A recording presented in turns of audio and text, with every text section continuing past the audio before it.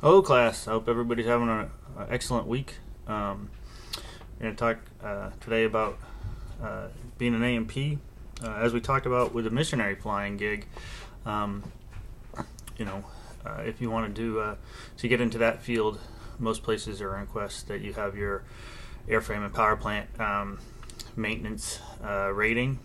I will tell you, after going through the Liberty program and learning how to fly all at once, especially with a couple small kids and trying to work and everything, trying to do your ratings as far as flying and doing the mechanic gig all at the same time is probably not feasible unless you are, more of a traditional student who just has all the time in the world to fly. But trying to juggle those three things at once, I think, would be a little bit too heavy. So it'd be like if you want to learn how to fly, you're going to have to do it at a different time than learning how to be a pilot. Or if you want to get your A&P, you'd have to do it at a different time than your pilot's license. I think it'd just be way too much. It's a good job if that's what you're into, if you're mechanically inclined. Most people, when they think about it, they think about somebody that's tearing down engines and doing inspections and getting their hands dirty and greasy and that kind of stuff. And that is true for a lot of jobs. But then once you have your A&P, you can then turn that into different jobs. So I've got a good friend that works for Honeywell. He's in the position that he has now because he was just kind of a line maintenance guy for a while, but then transitioned more into a technical support role. And now he goes up to Dobbins, where they make the C-130s, and he is the Honeywell rep for all the equipment they have on that aircraft as it gets installed.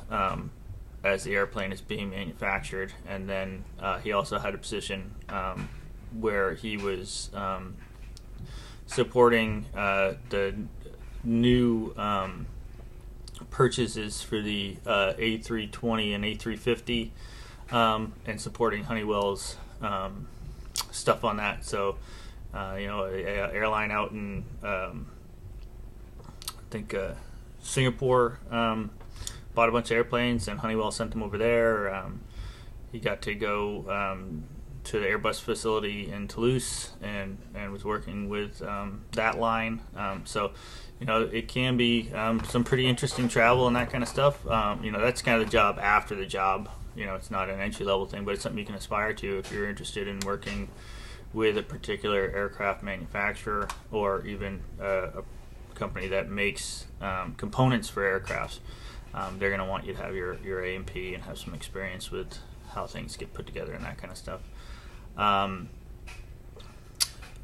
It's definitely in demand. If you go to Indeed or anything and just put in A&P jobs, you'll see it from small little ones at flight schools to Delta is hiring A&Ps to all over the country and even all over the world. So it's definitely an in-demand field. I did do a little bit of searching for unmanned ones, and I only saw a few unmanned system A&P positions. So maybe that just was that I wasn't searching with all the right keywords or anything.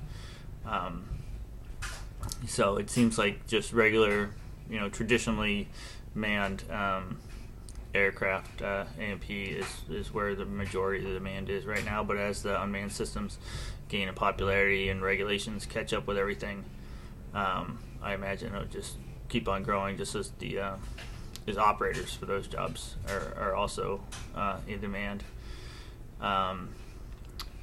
It's very similar to a lot of different things where you have to have some kind of talent and desire to get into that kind of stuff.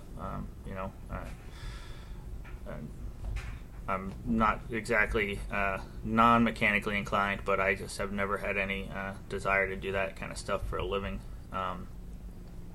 So, but like I said, I mean, there are certain career fields where, to do the flying, they also want you to have these ratings, and much smaller operators, even like a Part 135 charter gig, where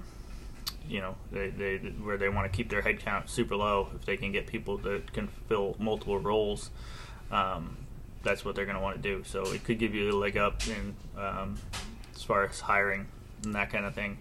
But again, the idea of doing this and college and flight school all at the same time just seems like it'd be a little bit too much for most people. So yeah. Oh, and then the pay starts in the $35,000 to $40,000 a year range, and then can go upwards from there. I know A&Ps that are working for Delta and making well north of $100,000 a year. Once you get in a big place like that, though, it's all union, and then also seniority plays a huge role in as far as what jobs you do and what shifts you work. What'll happen is, especially on a place like Delta, you have to bid for your shift and your hours and that kind of stuff. So it's very possible that you could end up working off shifts when you're used to working days, if somebody with more seniority than you wants to work a certain block of time or something like that. So most AMPs are going to be on call around the clock at certain times in their career, because flight operations happen all the time, and something goes down, they're going to need that plane to get back on the back working, and they're going to need people out there to do it. So also be aware that it's not a 9-to-5 gig. It's if you're supporting different places around the world, obviously you're going to be on the phone with somebody in China. It's not going to be during our waking hours, and if somebody's out on a night flight and busts a tire in the runway and they need a maintenance guy to come out and do it, again, they don't really care if it's in the middle of the night or not. That's when the airplane's flying. That's when the support staff needs to be available as well. So if you're the type of person that likes to work, get up early and be done working in the early afternoon, that's probably not going to happen earlier in your career. You're going to be stuck working the weird hours and that kind of stuff. So just something to think about. Anyhow, I hope this was helpful or insightful or interesting. Hope you guys liked looking at Kilo Foxtrot Charlie behind me, and everybody have a great day. Bye.